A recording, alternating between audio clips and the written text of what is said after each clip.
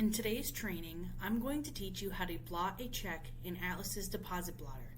Anytime you guys receive a check physically in the office or in your hands, we require you to blot the check in Atlas so that it's properly recorded and so that we know what you did with the check after receiving it. First things first, you want to go ahead and scan an image of the check you received into your computer.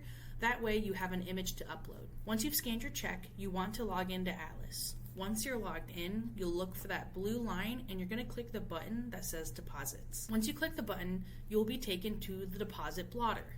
And from there, we can click the Add Deposit Blotter button to go ahead and create a check blotter for my check on the right-hand side. Once we've clicked that button, we get taken right to the choice where check is already selected, so I can go ahead and press Next. So now I want to go ahead and fill out the information on my check. My client is Johnny Doe. My advisor is Mike DeLolio. My check amount is $78,000. I don't have to put any punctuation. Atlas does that for me. My check number is 56. Check date is the date written on the check.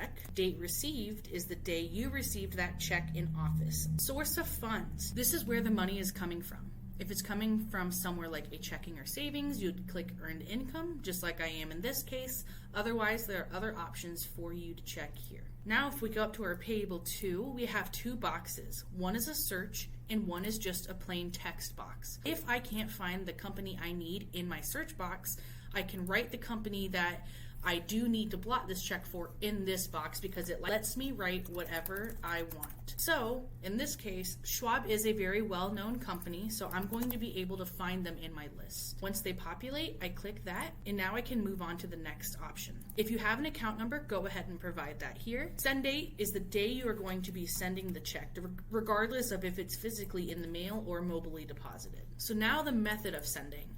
How is that being sent? Is it going through the mail? Is it being deposited through an app? In my case, I'm putting it in the mail. These other two fields are just tracking number and notes. Those are not required. They're kind of for your own use. We recommend using this notes box anytime you have general notes to make about a check. If you have a check for two people, you don't have to blot the check twice. You can blot it once and provide information in these notes about how that check is split. Now if I scroll down here to my last question, is this a direct business check?